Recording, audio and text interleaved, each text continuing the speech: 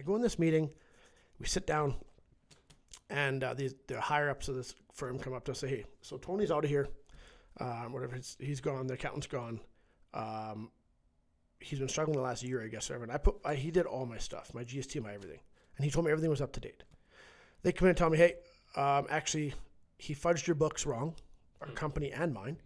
My partner went in owing a bunch of money and came out owing I think 30% of what he thought it. So his day was magical. Yeah. I went in expecting a bonus. A bonus, not a six-figure, but a good bonus for me. A life-changing amount of money for me at that time in my life. Yeah. And they're like, hey, he screwed up your books. You don't get a bonus, and you owe $105,000 in taxes and GST that were unpaid. And I'm like, how is that possible? Everything is paid up to date. No, he did all these books wrong. He wasn't actually counting this, whatever else. I left that place like $150,000 in the wrong direction. What is it that you're hoping for? What is it that you're waiting for? Hey, welcome back to the Inspire Hope podcast, where we are planting hope for kingdom growth. If you're still alive today, that God is not done with you yet. The ultimate gift is to say yes to Jesus. There's nothing more inspiring than God being at work in people's life through their stories. We are Samuel and Rachel, and we are the host of this podcast. Today I have with me Devin Penner. Devin, how are you doing, man? I'm doing good. How are you, Sammy? I'm doing fabulous. It's good to have you with us in the studio. To begin with, Devin, tell us a little bit about you, the world that shaped you. All right. I was born locally around here, in the Granville area. Mm-hmm. I think I was born actually on a farm in Pansy, but anyways, memories kind of joggy. But I was born, I got two brothers, older brother, younger brother, and a younger sister. Me and my older brother about a year apart. Younger brother's a couple years, 3 years, 4 years younger than me, and then my sister is 7 years younger. Mm-hmm. So don't have a ton about my sister because such an age gap. We grew up differently in a sense. But as far back as I remember, about 5 years old, I guess, we started going to church. Yeah. Prior to that, my dad had struggled with some alcoholism and stuff, and he had sobered up. So we went to church about, I think when I was around 4 or 5 years old, maybe even 6. Yeah, it would have been actually around 6 or 7 of mine there. Yeah, just thinking back to my brother.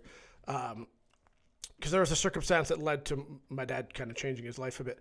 My little brother almost passed away. Okay. Had meningitis. He was like 30 minutes from dying. Oh my goodness. And it delayed him big time. So my dad changed after that. That night he changed, from what I understand. Which not cool for my little brother, but cool how life circumstances change you, right? Mm-hmm. So we started going to church. As far back as I remember, we're in Abundant Life Fellowship with Dave Neufeld. So I grew up with him. Dave was our pastor whole lives. I mean, Dave married me. That family's been a huge part of my life. Dave, his boys, Kendall, Rick, and Kevin. So I was in youth growing up. School was good. Youth was always fun. I had Rick Neufeld, was current pastor there. He was my youth leader then. I was a bit of a shit disturber, I could say. I was a little short, little fat kid. And the one year I actually dressed up for youth with this little school thing. I dressed up as Humpty Dumpty. Rick and Heather helped me. We took like lampshades and wrapped it on and made ourselves Humpty Dumpty. There's pictures of it. They're not flattering. I was a little porker. Anyways, so went to youth. I was, grew up knowing God. I was a Christian kid, so I would think, not just because my parents were like, I actually was a Christian kid. I loved youth. I loved church back then. I mean, I probably slept a lot. I'd always be sleeping, but that came out years later. Like during the sermon? Oh, man, yeah, dude. When I was 4 years old, we were living in Granville. We were living in the trailer court. We were pedaling bike. I had this yellow bike. I still remember it. We're pedaling down Main Street in Granville. Me, my brother, my parents, and I guess my younger brother would have been with. Or he had just been born. Anyways, I fell asleep riding my pedal bike and drove into a parked car down Main Street right in front of the old folks' home. Ate shit off my bike. And I remember my dad being like, what's wrong with your kid? Like, how do you fall asleep? I fell asleep, passed out on my bike, boom, into a car. My whole life was like that, falling asleep. My mom would find me sleeping everywhere in the house. The old minute I think my dad's like, you're just, you fat, lazy kid. What's wrong with you? Because you didn't check into stuff. But then I was a short little fat kid, and I was tired all the time. You know what I mean? I could never pull an all-nighter. Every time I go to someone's hospital all-nighter, they would like pick on me because I'd fall asleep, and they'd stuff like acorns in my mouth. Or, So I hated going for all-nighters. I could never stay awake. Turns out years later, not to scare you, it's years later, I'd fallen asleep on Regent in Winnipeg at a red light, and I woke up at a gas station. Wow. No recollection what happened. I'm like, I should probably go get tested. Yeah. Because I would always fall, like get tired behind the wheel and have to pull over and sleep. Turns out I did sleep apnea test, 2 of those, and then I did a narcolepsy test. And turns out I'm actually mildly narcoleptic. So they classify me hypersomniac, so they don't take my drivers. Okay. So turns out I actually have a sleeping disorder. So all those years of being lazy, Yeah. I mean, I was a little lazy, but I have a sleeping disorder. But anyways, I was in church. I got baptized really young, not really young, 12 years old. Okay. April 21st, 2000. Yeah, so I would have been 12 years old. Okay. It's actually my dad's birthday, so it was really special to me. Yeah. My dad growing up was always my hero. He worked really hard. Always had 2 jobs. We had the farm going. Like, he always worked hard. We didn't see a lot of him because of that, like the old Mennonite household in the sense, like mom took care of everything, stay-at-home mom. Yeah. Dad worked his ass off. And it is what it is. I can't knock him because that's all he knew. That's what his dad did. He taught us the best he could. He always told me, my older brother was kind of destined for physical labor in a sense. Like he hated school. He quit. I was the first male. Me and my cousin Kevin were the first males in our whole Penner line to graduate. Okay. Uncles, everything. Like, just didn't graduate. We quit school. Yeah. My younger brother quit school. So my dad always told me, he says, like, Kyle's going to work hard. That's just what he did from a young age. He was always a harder worker than I was growing up. Like, in the barns, we had to push. We were working in pig barns since we were like 6 years old. 6 or 7, we built the Baltex, and we'd have to push those big round bales, like 1,000-pound bales, just 2 little shits, man. Like we're tiny. He was always bigger than me. He would always do more work than me because Dad would get mad. So he would always kind of protect me in that way, like work harder so I wouldn't get shit on. So he was always kind of like my protector growing up. He'd always help me with that stuff, and I don't even know where I was going with that, but my dad always told me, he said, like, work with your mind, not with your back, Devin, because my dad worked with his back his whole life, right? Devin, work with your mind. He said, you can accomplish lots with your mind, your back won't take you so far. So I always took that advice to try to push in business, and I guess it's paid off somewhat. Anyways, so I graduated, I got baptized at 12. My older brother did as well. He would have been 13. My buddy Alex did. There's a couple of us that did. And I thought at 12, I'm like, I've got to figure it out. Yeah. Like, by 12 already, or 12 when I got baptized, some of my buddies and stuff were already starting to drink. And you go into 13, 14 years old, my buddies were drinking and smoking weed and getting into stuff already. And I'm like, I'm never going to fall into that path. Yeah. Man, I'm trying to catch my breath. I just came from the gym. My bad. I'm still catching my breath, which shouldn't be the case. But anyway, so getting to school, and if things are good in school, I mean, I had a good group of friends. My best friend, Brandon, was a big part of my life since we were like 5 years old.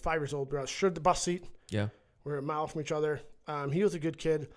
He kind of went the opposite way. I think at like 13, 14, I'm going to get these numbers wrong, but he can correct me if he wants to. He started drinking and stuff a little bit, and I stayed in the church. And I'm like, man, what are these guys doing? Like, the thought of hell scared the absolute shit out of me, Sammy. Like, I'm like, hell, if you know Jesus is real, how could you not be a Christian? Like, man, hell is. Yeah. That's some scary stuff. Yeah. It terrified me. Life happened. I was involved in youth, and I was volunteering as much as I could. I still volunteer a ton.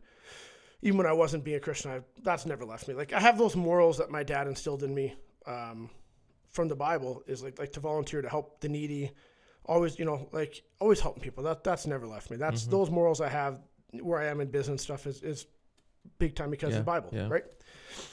Anyway, so we got into church.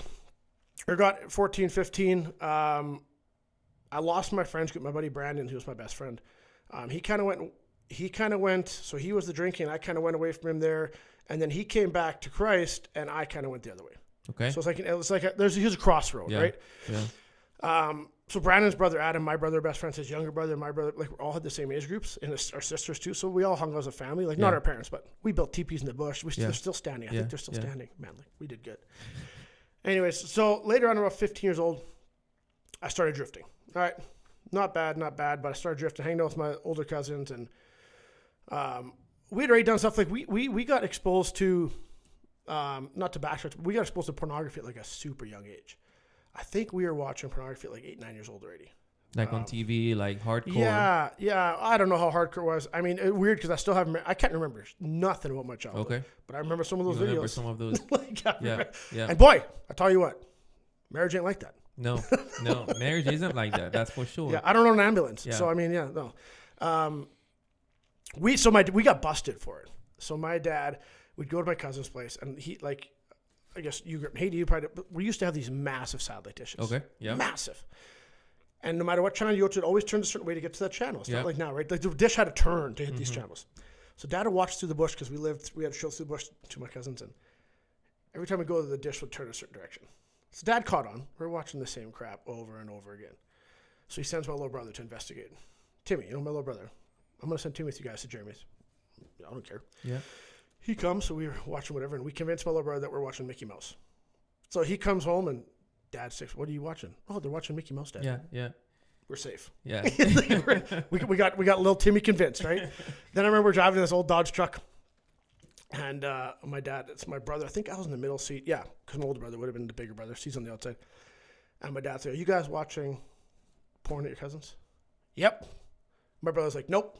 And I'm like, "Kyle, I already told him yes." Like, there's no need to lie. I am not a good liar.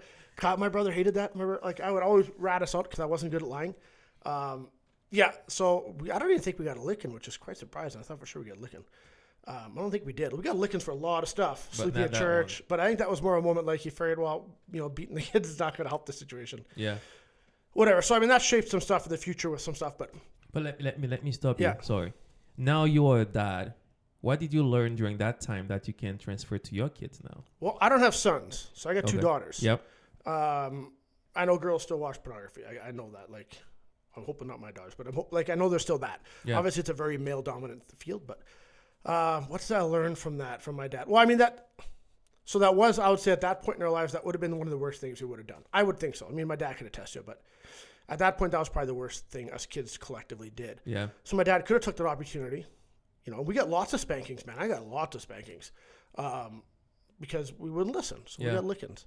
And he could have took the opportunity to give us a licking for it, which would have just been like, yep, we did something wrong. Dad gave us a beating. And he didn't give us beatings. He gave us lickings. He gave us a licking, and then we would have probably just never learned from it. Yeah.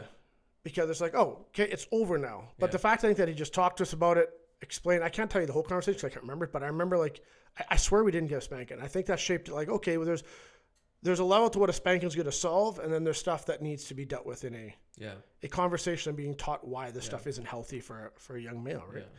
So I would say that's a good thing. I've used that in my daughters. I've had circumstances with my youngest and my oldest where things have happened, and instead of losing my mind, and I'm sure you asked them, I lost my mind, but instead of losing my mind, they'll have a different perspective of things. Where I took the chance to talk about. Now, there's a story to that. That, thinking back like that, the way my dad dealt with that probably shaped something I didn't realize talking about now. There was a pastor a few years ago at Southland Church. He was doing a sermon, and this really helped shape my parenting. He was talking about a story about his kid. His kid was, I forget what it was, like, and I'm going to get the story wrong, but you'll get the gist of it. All right, so don't hold me to the story, like the exact facts. But his kid, something like, this kid's teddy bear had ripped or like a book or something had happened to this kid. This kid was young, all right, and kid comes out crying, and he's trying to get this. The kid is distraught, and the pastor explaining the story, and it's a real story for him, but I'm gonna have the details wrong. He's like, I could have done the thing like, hey, kid, there's nothing wrong here. It's a friggin' teddy bear. Let's say it's a teddy bear. This isn't a big deal. Like, you can just deal. Like, there's no need to be this distraught. But then he's like, he stopped himself and he's like, wait a second. He's like, at this point in my kid's life, so it'd be like me at that age with pornography. He's like, at this point in my kid's life, let's call it the teddy bear. His teddy bear being destroyed is the worst event that has happened in his life to date. Right. Yeah. For this dad, the pastor at the time, to tell his kid, hey, it's not a big deal. Yeah. Is devaluing everything this kid thinks. Like, now this kid will be like, hey, no matter how big my problem is, it's nothing to my dad. Exactly. So I can never bring it to my dad. Yeah, that's right. Yeah. So I have fallen short in my relationship with my kids in that stuff, and I've been trying to correct that because that's exactly it. Like, at that kid's point in their life, that is the biggest thing that's happened. If you tell him that it's not a big deal, he now knows that no matter what his problems are, they're never big enough to bring to dad. Yeah.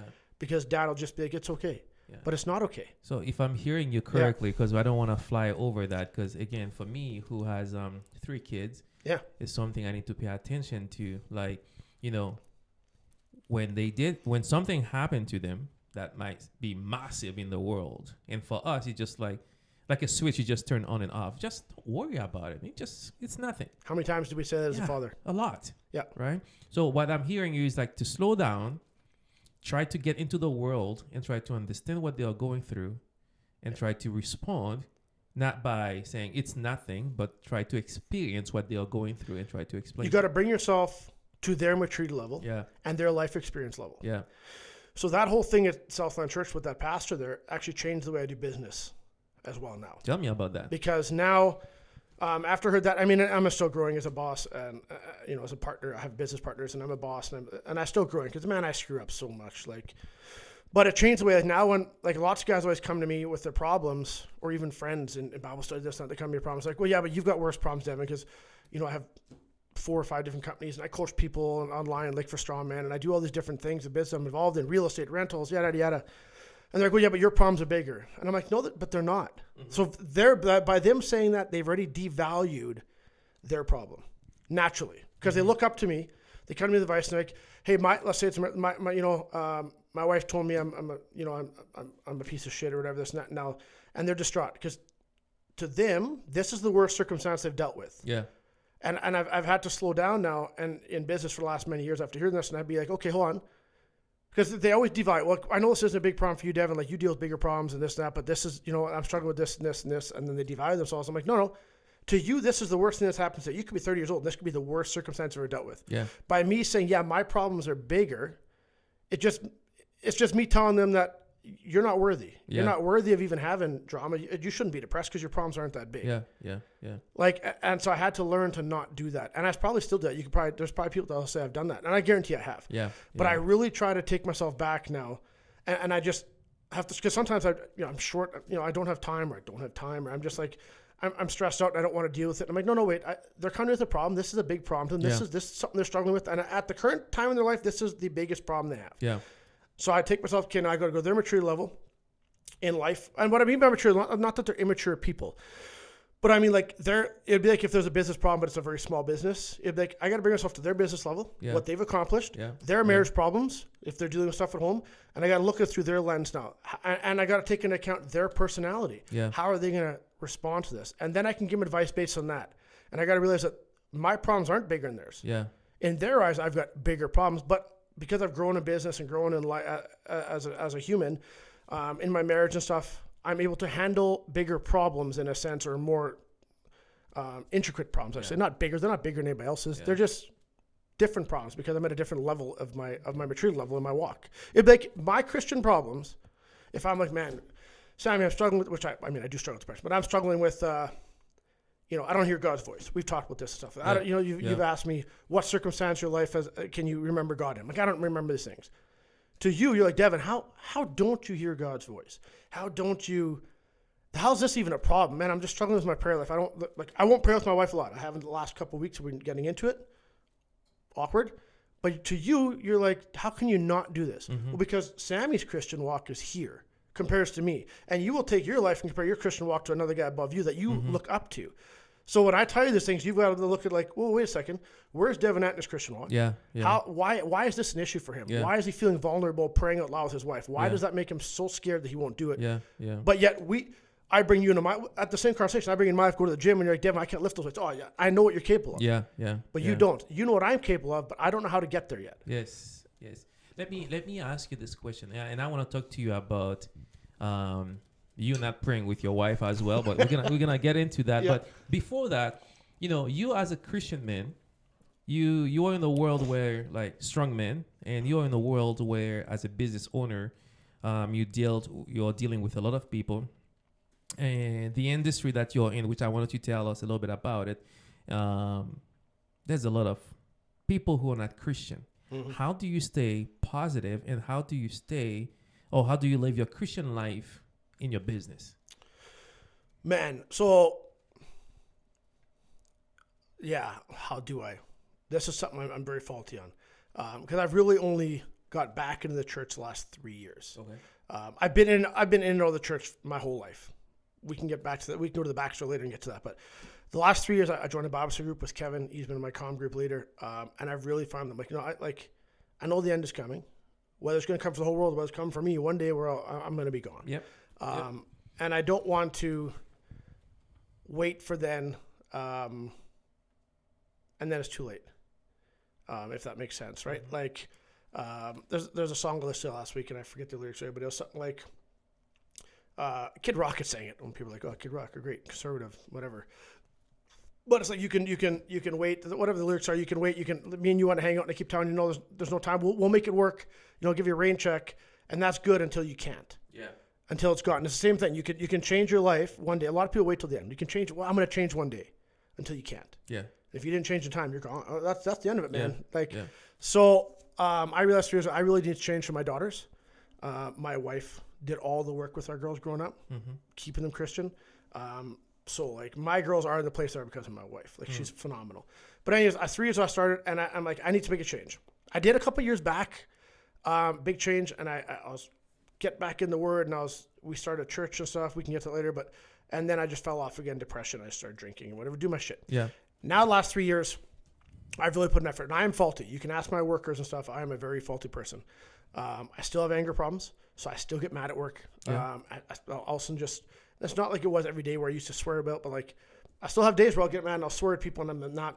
Now I got to apologize. Yeah. This sucks, but I got to do it. But I try my best. I try to bring. So like we have decals on our trucks.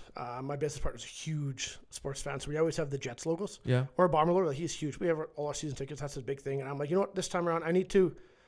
A big thing for me is road rage. Okay.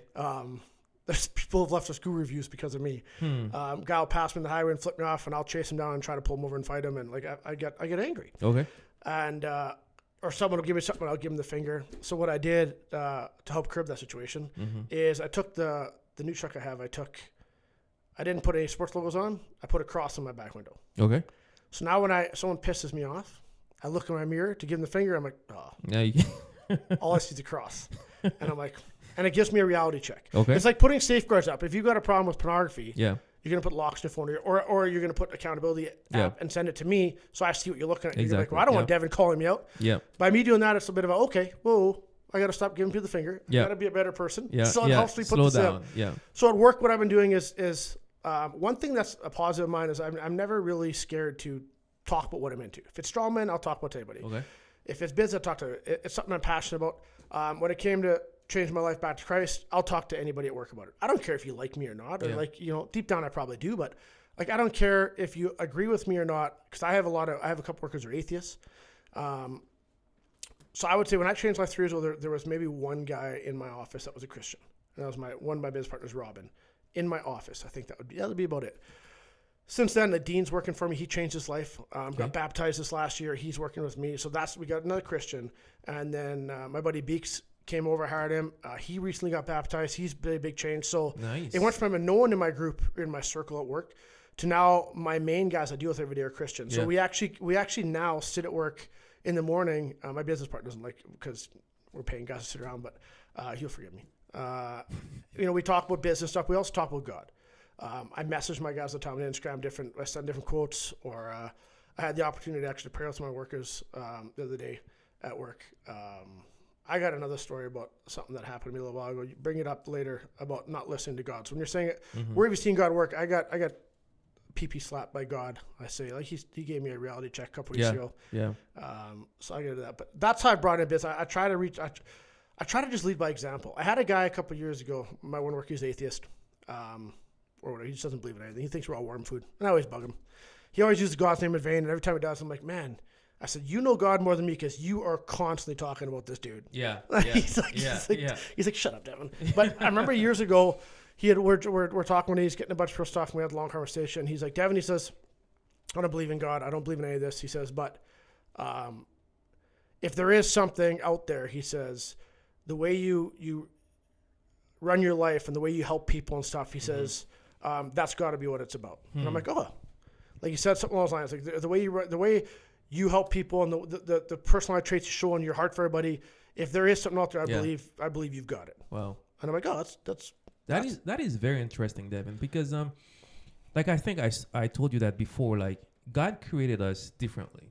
Yeah. And here's the thing: we sometimes compare ourselves to others, right? Let's say when I'm in the gym with you, again, I never done strongman.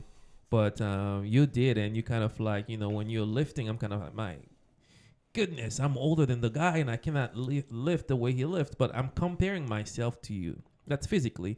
But we also sometimes compare ourselves spiritually. For sure And we saying, do.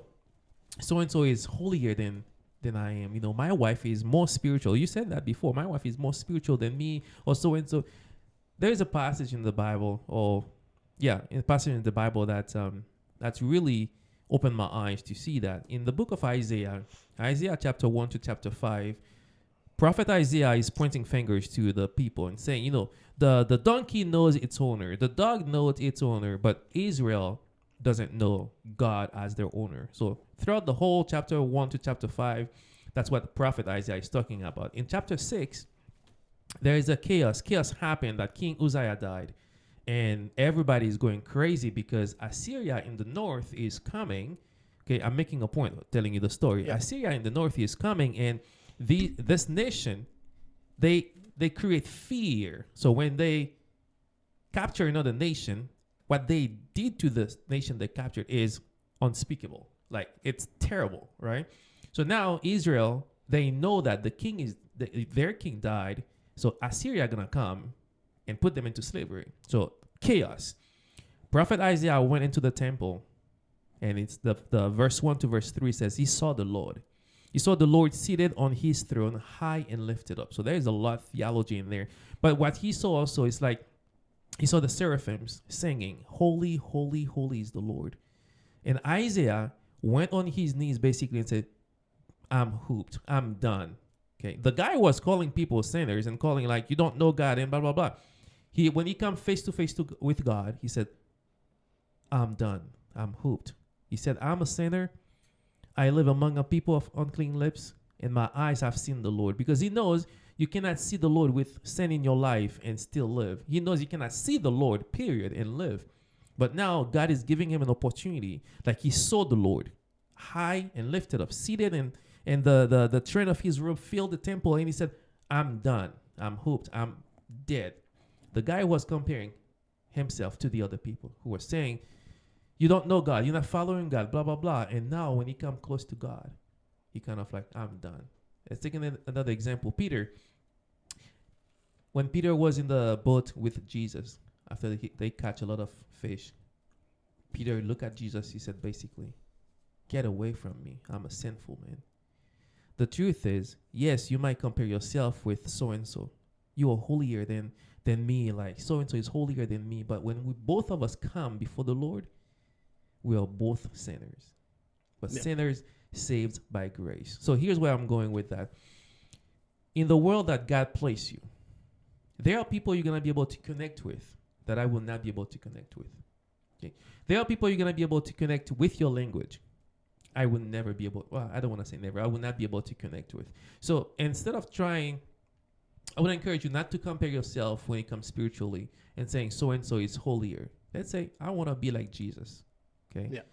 And that's all you want to do at work. I want to be like Jesus. So talk to me about strongmen. You mentioned that you did strongman, and I know, you lift a lot. You were the strongest man in Manitoba at some point. Yeah, for 1 year, yeah. For 1 year. I want you to walk me through that and tell me the process and how did you get to be the strongest man in Manitoba? Sure. Okay, I'll pull that back a bit then just to tie it all in with the lifestyle thing. So I got into the gym because I went into drinking and whatever else. And I remember 15, 16, I just said I wasn't a Christian. Met my wife. I had an ex-girlfriend at the time, but we broke up. Just too much immaturity on both ends. Probably more my end. Anyways, met my wife. We got engaged. Life was turmoil at that point already with, my parents had split up and alcoholism was rampant. So my parents actually used to be youth leaders, Sunday school teachers. Then they got into drinking and just our family fell apart. Not to get too much, but it's just alcoholism has wrecked my family. So I met my wife. We ended up getting engaged. We got married solely because I didn't want to lose my deposits. Interesting. Okay. So I was going to lose my deposits for that I put down for the wedding. I'm like, because we were fighting because I was an idiot. Okay. And we went through at the wedding. Luckily we did. Thank goodness I was cheap and didn't want to lose my money because it's been good. But anyways, so we just got recently, we were married. I had gotten injured. I got a car dropped on me on my leg and I was in surgery and stuff. And so I'd gained 50 pounds. Between that and my parents getting split up, I had just got depressed and gained a bunch of weight. Yeah. And I remember coming home one day from work and I was crying in the living room on the floor. I was probably, 20, early 20s. And my wife, like, we couldn't figure out the heck. I had depression. I've had depression since I was a kid.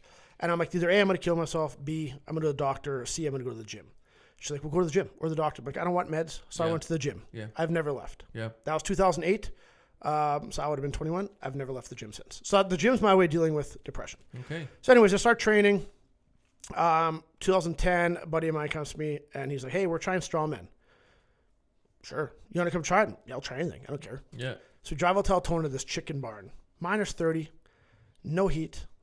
One heater, when you got there, you turned on the ready heater, diesel heater, and you suck fumes and training in the cold, man. Like, that's how it was. It's just this line of heat. We got there. I did the tire flip. The first thing they got me to do it, and I was like, dry heaving, because I don't puke well. Like, I can't really puke, so I just dry heave. I'm like, I am dying. This thing, I didn't know what to do. It took me an hour to recover. Yeah. And I'm like, I'm in. This is my sport. So started training strongman 2010, 11. I ended up going to Western Canada Strongman 2012, which is like the qualifier for Canada Strongman for the West, which is like, to make it there is really amazing back then, even now. Went there. I didn't win, obviously. I was pretty undersized. I was 245 pounds. Like, a bunch of guys are 300 plus and monsters. Shortly after Westerns, I blew my shoulder out. My left shoulder tore it to like my supraspinatus tendon, which actually I just did to my right shoulder 4 weeks ago, so I'm dealing with that now. But whatever, I did a bench press, it went bad. Anyways, whatever else. So I went out of strongman for a couple of years. I did bodybuilding, but my best friend told me I couldn't make the stage, so I did. I lost 75 pounds, went on stage, did the whole thing while I was healing my shoulder. Then 2015, got back into strongman.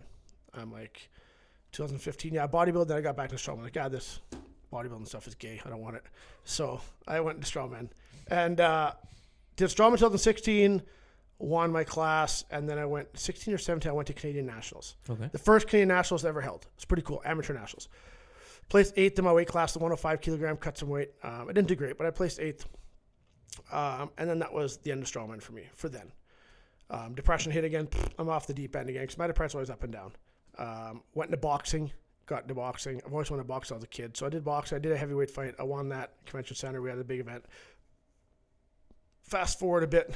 We're not going to touch it. We can get back to the other stuff for business stuff. But then went back into strongman in the early 2020s. Well, I started promoting strongman in 2017 or 18. Okay. The guy who used to do it, Brent Tam, did every comp. He was kind of getting out of it. So I bought a bunch of the equipment and I started putting all the shows. Okay. Locally, Grunthal Fair, different fairs. I still do that to this day. I stepped away from most of it. I just do one show a year now. Okay.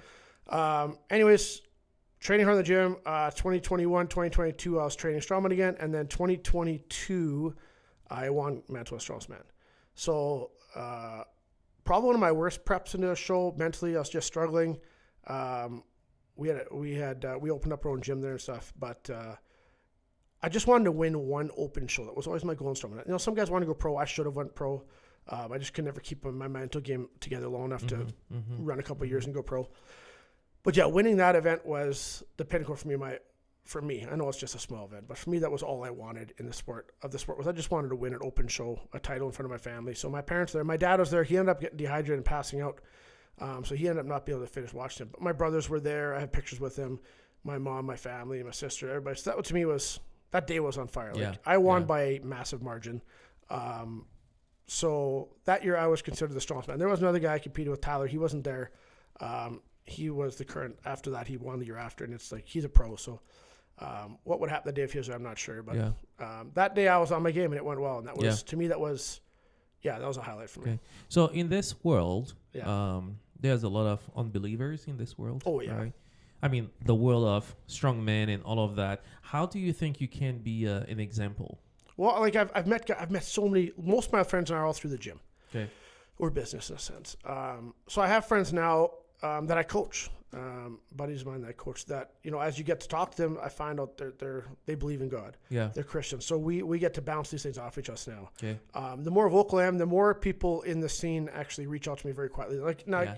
On the scene, like, you won't go to comp and see too many guys talking about it. Yeah. It's not like football where you win the Super Bowl and they thank God and stuff. It's a lot of strongman guys are, whether they have faith or not, I don't know.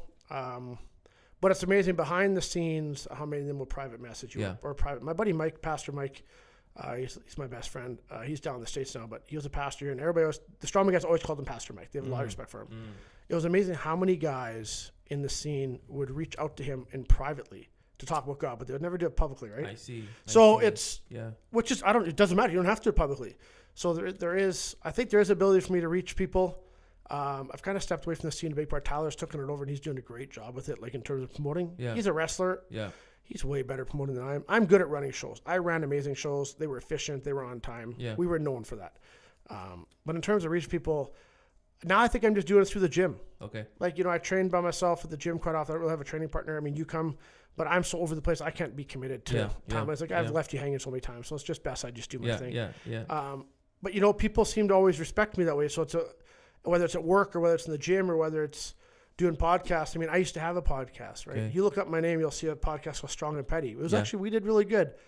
Different life of mine. That was a couple of years ago. That podcast led till I started doing Bible study, and I cut that life. Okay. So if you want to listen to me swearing my head off and saying a lot of dirty jokes, you'll find me on the internet. I did a lot of episodes and talked a lot of shit. Yeah. So I have to live with that. Yeah. It is what it is. I'm not ashamed of who I was, but. Devin, we were talking, and there was a time during business. Yeah.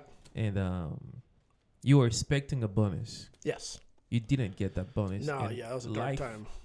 Tell us about that story. So that would have been like 2017 or 18. My old partner, Jake, my old mentor, told me kind of biblically, he's like, every 7 years you'll have a bad year business. He said that's if he chalks it up.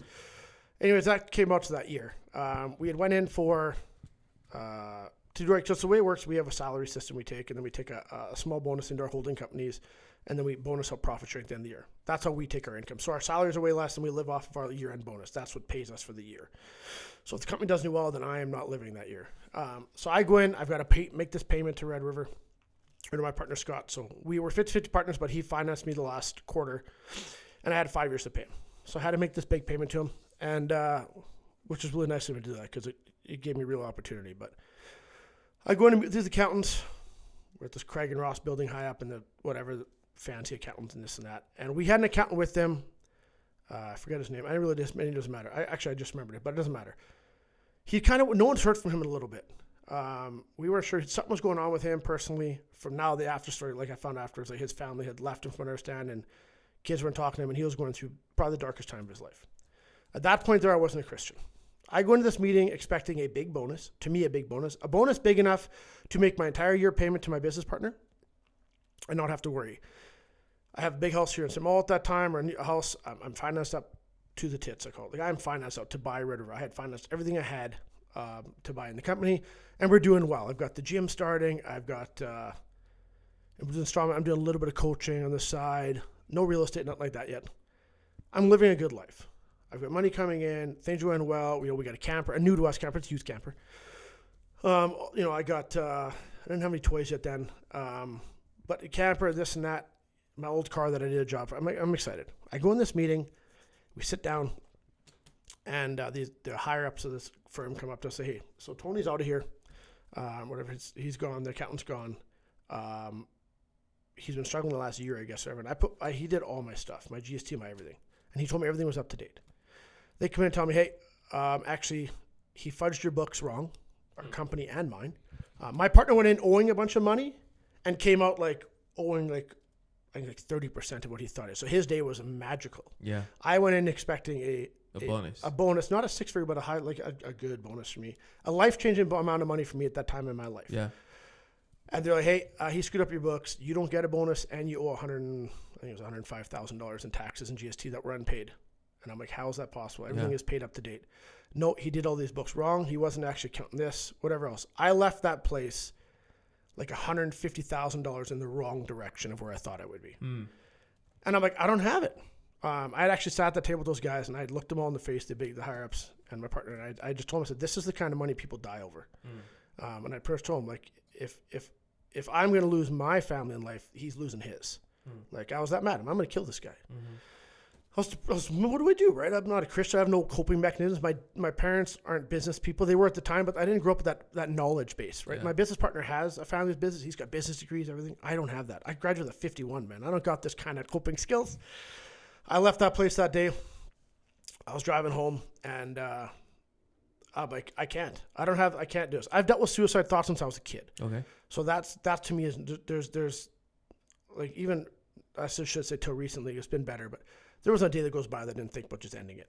Mm. No matter what I had going on in my life, I could have everything. It just wasn't enough in my head in a sense. I'm driving home, and I'm coming down the 59 highway, and I'm like, I can't go home and tell my wife that we're gonna, like, at this point I'm like, we got to fire sale everything. We got to sell the house. We got to sell the camper. We got to sell everything, that the life I've given her. She's a stay-at-home mom at this point. She's running all the little stuff on the side, like, to help me, because I just have many ideas and she just hangs on. Mm-hmm. And I'm like, I can't go home and tell her this. I can't go home and face my daughters. But not like they're young anyways. They wouldn't know about it. It's embarrassing for me at that time. It was hugely embarrassing. So I'm like, I'm going to end it. So I was coming off the 59 to the 4-lane to the 2-lane. And there was a semi-truck coming head on. Or, whatever. I was heading southbound. He was heading northbound. And I just turned in front of him head on. And I was going to end it. I just had enough. I was like, I can't do this. I'm embarrassed, right? I didn't know what to do. I seen that guy's face last minute. The look on his face, I can still see it. I couldn't tell you who he is, clearly, but I can see this look in his face last minute, like, what the hell is happening here? And I could pull back in my lane. The only reason I pulled back at that time in my head was I didn't want to put him through me being an idiot. Like, now I'm going to kill myself. I'm going to eat this guy's grill. And now he has to deal with my stupidity. Mm-hmm. Like, now I wreck his life and his family's life, because obviously, like, the thought runs through your head quick. I didn't analyze it that far, clearly, because it's a split-second decision. But I'm like, I couldn't do that to him. In my head, I'm like, I can't do this to this guy. And I pulled back in. So I went home. I did not tell my wife for weeks or months. I didn't tell her. I told her about the money problem. I didn't tell her that I was going to end my life. So I get home. I decided I'm going to put my big boy pants on and figure out a problem, a solution. Yeah. So luckily for me, my dad offered to help me. I didn't want to take any money from him, any cash. So he took out a second mortgage for me. And now I'm on top of paying my business payment, my big mortgage that I used to buy into the company, the initial investment, and now I'm paying his mortgage. So I'm like, I'm screwed. Oh, wow. But I'm like, all right, I'll just work more weekends, man. Like, I've worked weekends my whole life, which is a big problem. I used to always work every Sunday. And I was like, you shouldn't work Sundays. And I'm like, God rested so I can work. What a shitty thing to say, but I said that for years. Yeah, you're dumb. So yeah, that was a very dark time of life. Yeah. Well, Devin, I'm so glad that God protected you at that time. Even though at that time you may not even think God was in the picture, steering the steering wheel away from that truck. But I think God had his hand on you. And I'm so glad that you're alive today. I'm so glad that God protected you. One thing I usually say is that if we are still above ground, it's because God is not done with us yet. Yeah. When God is done with us, when God says, okay, your time is over, it is over. But that doesn't mean you need to go do a stupid thing and he's going to protect me. Yeah. Not like that. But God has a way of keeping us here for a purpose. Yeah. Okay. So for us as Christian is to build his kingdom. Okay. Yeah. Go all over the world and tell people. And this is why we have this podcast, so that when somebody hear a story, your story, and how God protected you and all of that, they can say, if God can do this in Devin's life, like Devin's life is not perfect. Sammy's life is not perfect. We are all on a journey. Okay. My journey is different than yours. If we are coming from Winnipeg and we're going south, we're all on the same highway 59 going south. Yeah. You might be ahead of me. I might be behind you, or you might be on the road and I'm on the shoulder, but we are all going on the 59. Yeah. That's our spiritual life. We are all going the same way. The day you accepted Jesus as your Lord and Savior, we are all on the same path. My path might be I have more experience with God, or your path might be, not so much, but we are all sinners. We are all growing. One thing I know in my life, Devin, prayer has been an anchor. Prayer has been let me give you an example. I remember when I was in Haiti and struggle, like I came from a poor family, struggle even to buy a pair of shoes or buying boxers or anything that you don't even think about in Canada. You just go ahead and buy it. I remember I will have a list and I put it in my Bible. And I will pray every night that God will bless me and I can buy a pair of shoes. And I have a box beside it. And when that, either somebody bought it for me or I had the money to buy it and I check, right? So I keep praying like this. So that become for me, like even when I'm in North America, that's become for me like I don't rely on my credit card, on my debit card. I prayed a lot and I said, God, I want you to provide for this. I want you to provide for this. And I even pray with my wife as well. Every night, I say, let's pray together. And we pray. Either I let her pray some nights and I pray some nights, because when I let her pray, I can hear what's going through her mind. Mm-hmm. Okay, because she's being honest with God. Okay, she's telling God how she's feeling and what she want to pray about. Because if I pray every night, I'm not hearing her. But if I let her pray, I can hear what she's going through. Yeah, I never thought of that. It's good. Yeah, So that makes sense. we talked about it previously. You mentioned that you didn't like praying with your wife. I still don't. And okay, you don't like. Okay, walk me through. Sammy, I'd rather get caught with my hand in the cookie jar than pray with my wife. Than praying with your wife. Okay, that's how awkward it is. Okay, I want you to walk me through why the person. Okay, as a married man. Yeah. The only person who you can stand naked in front and not ashamed. You get naked in front of your wife? All the time. The person you can be naked in front and not ashamed, but you're ashamed to pray with. Tell me what's going on. Why do you feel like that? Man, thinking that, I don't know, but now like I'm trying to think of it loud. Like maybe it's the fact that it's vulnerability. Okay. I'm praying out loud. You know, the problem is exactly what you said. Like your faith different than mine. It's not. We always put people on pedestals. And I'm not. I'm trying to be a better Christian, but I'm like, I struggle, right? Yeah. And now I'm going to pray out loud to a woman that knows. No, you're not praying to a woman. No, sorry, I should say with a woman. Okay. But out loud, she hears me. Yeah. To someone who knows every fault I have. And then it's like, you feel like you're. For me, it would probably, because I did some counseling the last couple weeks with Pastor Rick and Kevin. We did marriage counseling, as in 2 hours and 29 minutes of me being told what I'm doing wrong, and then a minute of my wife telling me how to help me fix what I'm doing wrong. That's how that marriage counseling went, which I knew would go that way because I've got a lot of problems. Well, that's not how it went, but that's how it went. Anyways, so what we realized is I have a problem with inadequacy. Okay. I feel inadequate. Okay. In every aspect of my life. My Christian walk, my business. Like if you look at my social media, I never advertise my business. I got multiple businesses. Okay. I always feel inadequate. Like I'm never the same as my competitors. Like they're always like, I feel like they're just better than me. Okay. Even though we're one of the bigger guys in the siding industry and we have a lot of crews and I got like we do, you know, some of our crews screw up and that happens, but like we do good work, got a great reputation. Yeah. Yeah. I always feel like I'm inadequate. I don't advertise my gym much because I just feel there's other gyms better than my gym. Okay. You know, my flat deck company, my stucco company, my real estate, like my coaching, I charge too little because I just feel like there's better coaches out there. Okay. My coach now, who I pay a lot of money to, told me like, if I don't raise my rates, like I'm an idiot. Yeah. He's like, you need to be. So even in my prayer life with my wife, even though I'm Mount Everest to my wife. You know, I was very fortunate that my wife, she had never really had a boyfriend before me much stuff. So like, you know, they always say when the first mountain you climb is Everest, why do you climb another mountain? Yeah. It's kind of, you know, my wife and me. Okay. Just kidding. I'm not Everest, but okay. You know, I'm following. Yeah. You know, like, yeah, it's there's feelings of inadequacy in every aspect of my life, which now I have to now deal with. Last couple weeks, I'm like, this is what it is. Yeah. This is the problem. Actually, there was a guy who came out from the 412 church last year, Ben, and he told me the same thing. Like it's a problem I have. So it's been brought to my attention recently in the last year through the church a lot. So it's the same thing with my prayer life. Like pray out loud with my wife. I feel vulnerable and I feel inadequate. Who am I to pray out loud to someone who knows every fault I have? And then I feel like I'm being judged by my own wife. Like, but she's not that way. And she loves it when I do it. Yeah. But yet I just feel like what's she going to think? Yeah. You know, I pray at work with one of my workers a little while ago, and it was one of the hardest things I've done. Because it's like, what if my business partner hears me? Or what if my secretary hears me? What if these guys hear me praying and they judge me? Well, what do I care? Like at the end of the day, if our business, I sell off the company or he sells off and we split up and this and that, and they never talk to me again, what do I really care? Yeah. The amount of shit I've talked in my life and things I say, praying should be the least of my worries about the people caring about what I say. I've offended a lot of people in my lifetime with stuff I've said. You go to my podcast, you'll find a lot of offensive things I say. Yeah. Being a conservative male, I've said a lot of offensive things to people.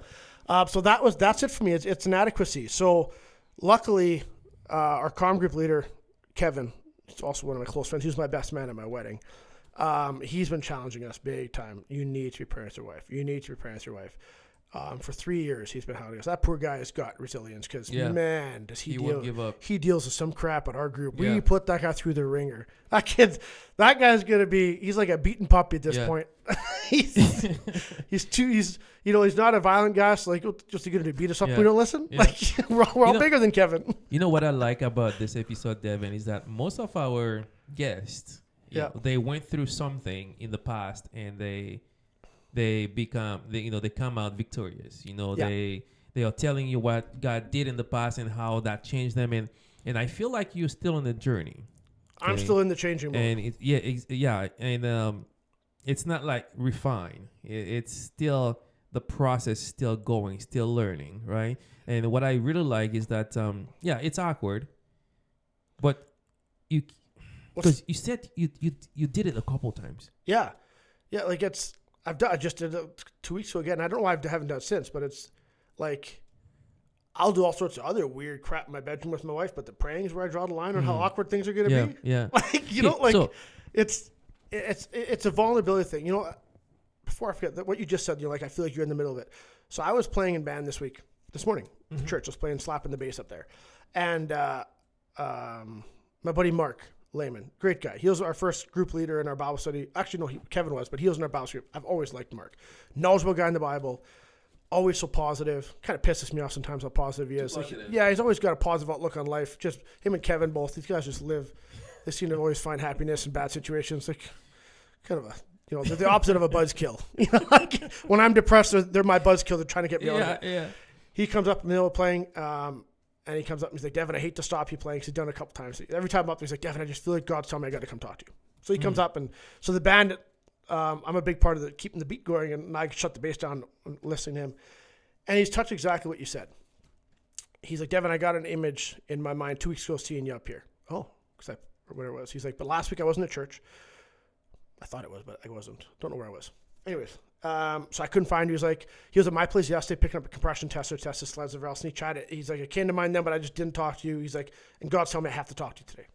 Okay. He's like, I got this image of me and you in the gym. He doesn't go to the gym. Okay. Really. And he's like, we're benching. I'm like, that's funny because I just blew my shoulder on a bench and I can't bench anymore. He's like, I'm talking as if I'm him now. I'm benching, so I'm Mark. I'm benching. He's like, and he's telling me, he's like, he's got his max weight on the bar and he's trying to push this weight and push this weight, push this weight. And to me, he's telling me, it's like, your max weight, Devin, is like, or Mark's max weight is nothing to me. Yeah. I could probably just barbell curl Mark's max bench press. He's like, but to Mark, that is the biggest weight. And he's like, what God's telling me is like, I'm right now with all the stuff going on in my personal life with my family and my little brother just coming to Christ and getting sober. And I got a lot of some of my family issues. I carry that burden. My family always looks to me for some reason. I carry that burden and that's my own problem. So I always take it in and I carry burdens at work for all my workers. I'm always the guy they come to for advice and my phone's ringing all the time. And some days it gets heavy. Yeah. And he told me this morning, he's like, Devin, he's like, I've watched you grow in the last 3 years.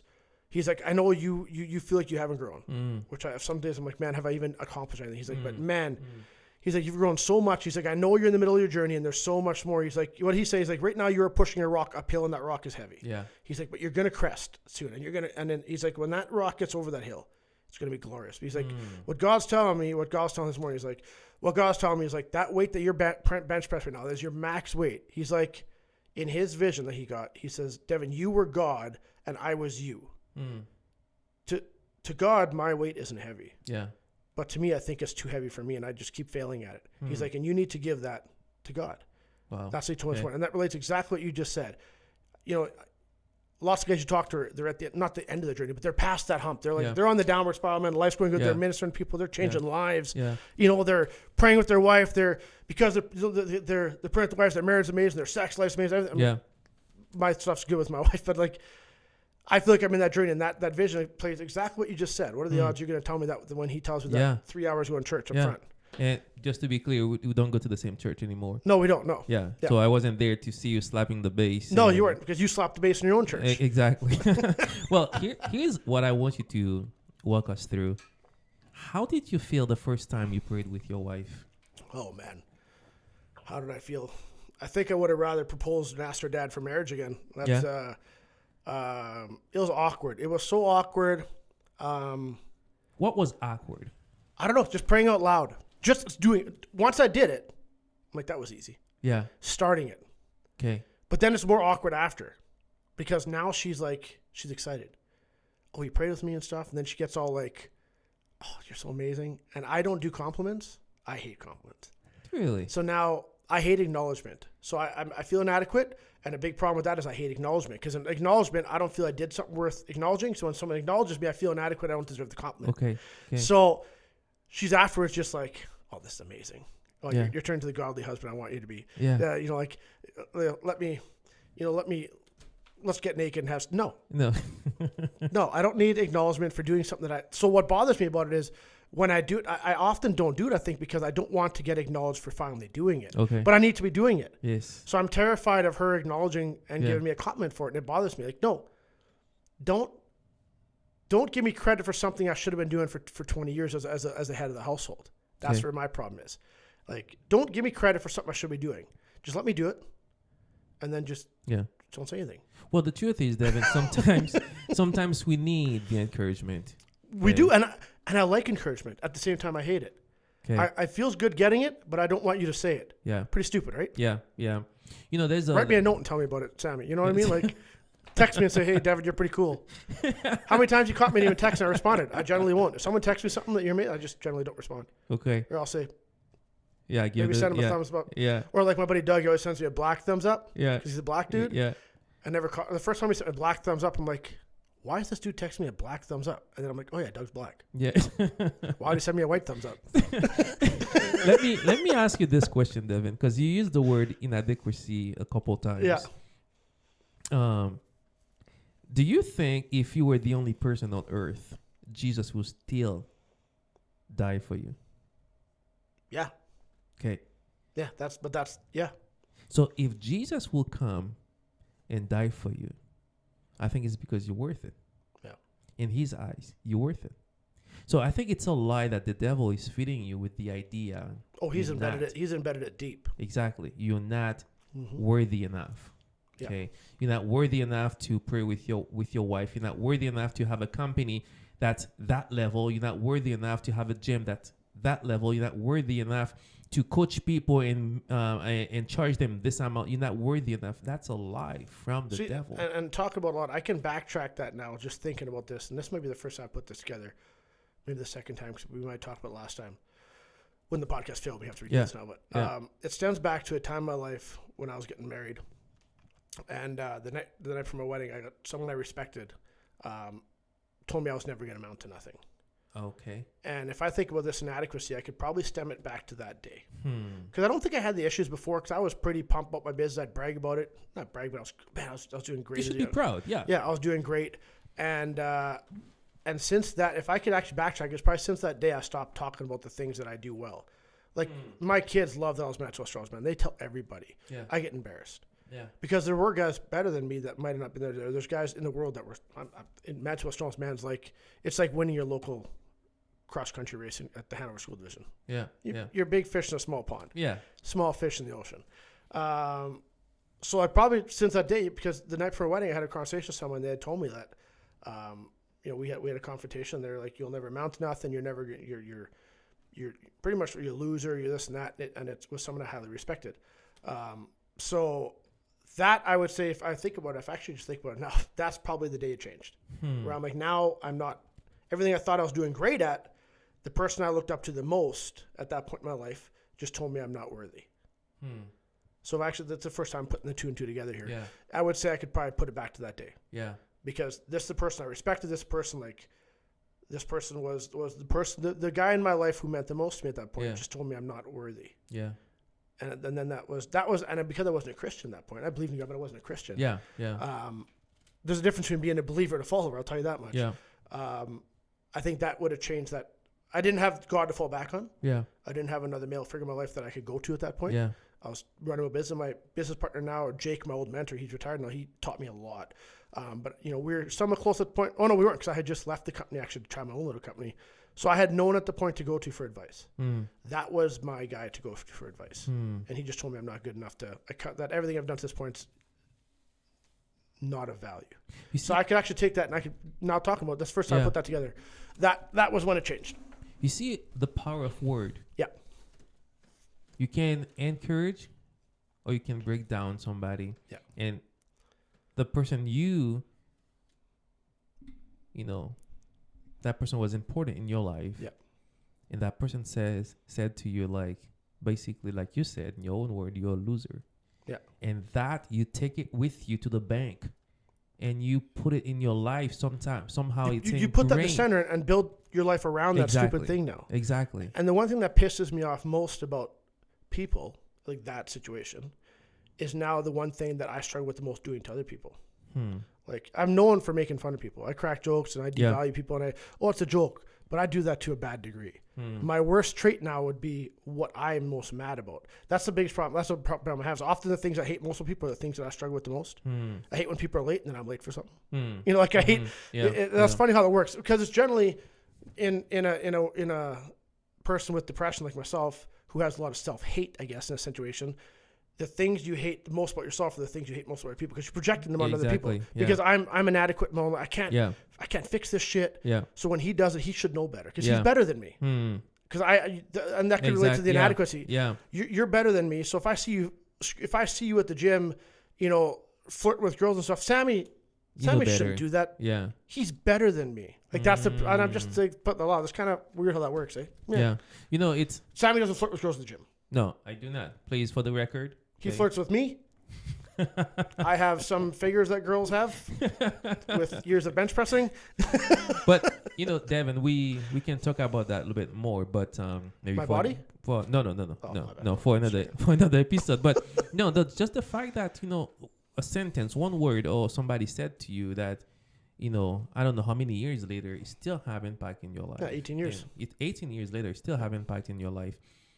Even though you know deep inside that if you were the only person on earth, Jesus would still died for you. Yeah, but until you said that, I've never heard that. So when you ask the question, it's like, well, I guess he would. Oh, yeah. If I actually believe in God, which I do. Yes. I don't know how people don't believe. I get how people don't. Like, the history's proven it. You can't disprove the Bible. People say there's stuff, but you can't hit. There's still stuff in the Bible that is around today in Israel that prove the Bible's relevance. Yeah. Yeah. So it's crazy. And you find the Dead Sea Scrolls proving the accuracy. It's like, you know, you can choose not to, but one day you realize it's true, and it's going to be, I'd hate to be that guy. Yeah. You know, in the book of Ephesians, Devin, chapter 1, when you read through chapter 1, verse 1, all the way to verse 15 or verse 14, when you read the chapter, it's like basically God is the one doing everything, okay? He's doing it according to his will. He's doing it he adopted us as sons for himself, okay? According to his will, according to his purpose, according to the counsel of his will. It's all him doing the work. I don't remember how many times it's him, in him, for him, through him. There's nothing that we did for Christ to come. There's nothing that you could have done for God to say, Devin, because you did that, I'll send Jesus to die for you.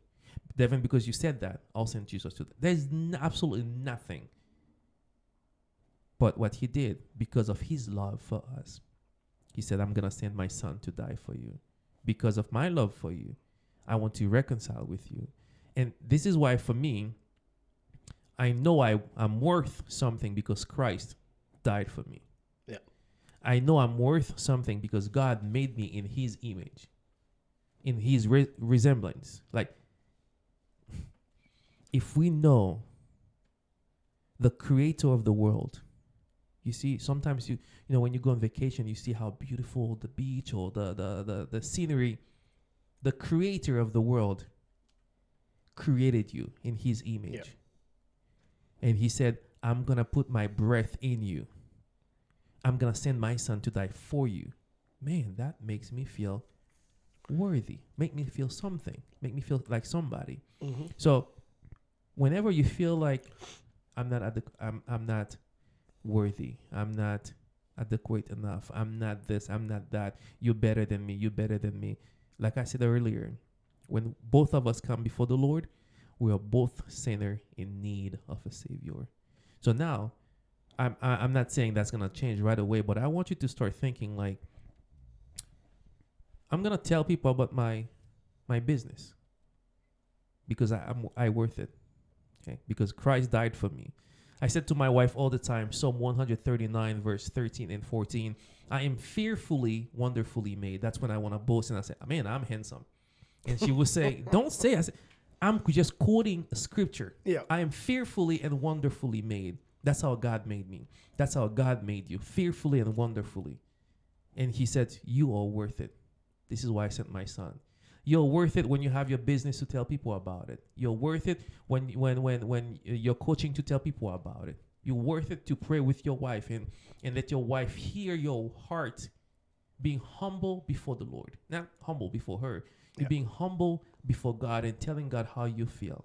Telling God that, I need this, I need that. It's only you who can provide it. And that is not going to be easy. That's not going to be something you can switch the next day. No, absolutely. Yep. But for anybody who is watching or listening, I would encourage you, if you struggle to pray with your wife or pray with a friend or even share the gospel, I would encourage you to start doing it. Start small. Like even one sentence prayer with your wife, one sentence prayer with your friend, and see how it's gonna grow. Because yesterday I had a couple of journalists in the studio with me, and they are Muslim, and they came to do an interview with my brother-in-law and sister, and they were talking about my YouTube channel. We were talking about the YouTube channel, and as they are listening to or watching some of my videos, they were like, "Oh," I said, "Yeah, I'm a pastor," and he was like, "Okay, yeah, I can tell."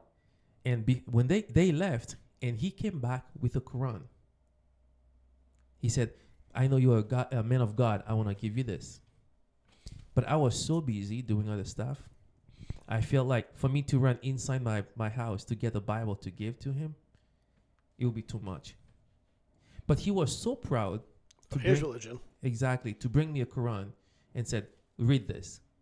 And how many times we don't want to tell people about God? Well, the Muslim, they are not afraid to bring you a Quran. Yeah. Okay. Well, we know Jesus is Lord. He's not only a good prophet. He is Lord who died for us, the Savior of the world. But we don't want to tell people. So, Devin, to finish, if you have a couple of sentences you would like to encourage me or encourage our listeners, what would it be? Oh, a couple sentences to encourage. Man, sum up my life, I guess, would be that there's always hope, I guess. Whether you feel inadequate, whether you, I deal with bad depression. It comes in waves, right? Highs and lows are low. No matter what you're going through, and then that's the typical thing. People say, no matter what you're going through, there's always hope. But there is hope. There is hope. Now, until I changed my life a couple years ago, like I'm really giving this a real effort. There didn't feel like there was hope. The days were getting worse. The lows were getting lower, and the highs were getting lower. Like I always tell people, my highs used to be highs were highs, and lows were just under the line, and now even the highs are under the line, like the baseline. And I haven't felt like that in the last little while. And I still have some dark times. Don't get me wrong. But there's hope, but you can't do it alone. Yeah. There's no way. If I didn't have if I didn't have God, and I hate that when people say you just got to put your trust in God and everything's going to be okay. And I believe it's going to be okay, but I'm not the guy to do it. I think what that saying means, and you can correct me wrong, but what I feel that is just like any other problem. You need to surround yourself with people who can help you when you're down. You won't be able to do it alone. You can't. There's people out there who maybe there's that anonymous that can do it alone. But I can't. I need to surround myself with guys like my buddy Kevin, my counselor Doug. I just went and met with him this week for breakfast. Not paid, like we talked for 2 hours. Yeah. Most amazing Christian guy. One of the most amazing Christian guys. No, you need to surround yourself with people to keep you accountable. Yeah. And help you when you're down, that are going to check up on you when you don't want to check up on yourself. Yeah. Yeah. So I encourage people to do that. Find a group of guys. You should do that in all aspects of your life, your business, your family, your financial, your Christian walk. You should have, 3 to 5 guys in each area of your life that are there to help you get in that aspect of life. Are going to help you increase and improve. That's what, to me, putting my trust in God is putting the safeguards up to make sure I don't fall back. I put my trust in God that He's going to get me there and help me. And then these group guys like you that check up me weekly, they're always there to hold me accountable. And I feel that's needed, especially in today's world where there's just so much comparison to social media just ruins it, right? Yeah. Well, thank you so much, Devin. It was a pleasure to have you with us in the studio. Hey, thank you so much for watching or listening. We would love to tell your story as well, or to sit down, like I said, with Devin and do the interview. If Devin's story has encouraged you, I would encourage you to email us at inspirehopepodcast@gmail.com and say, hey, I would like to tell my story as well, because we do believe that every story is God's story. There is no boring story because it is His story. You get that? His story. It is God's story. So we would love to hear your story. Email us at inspirehopepodcast@gmail.com. Until next time.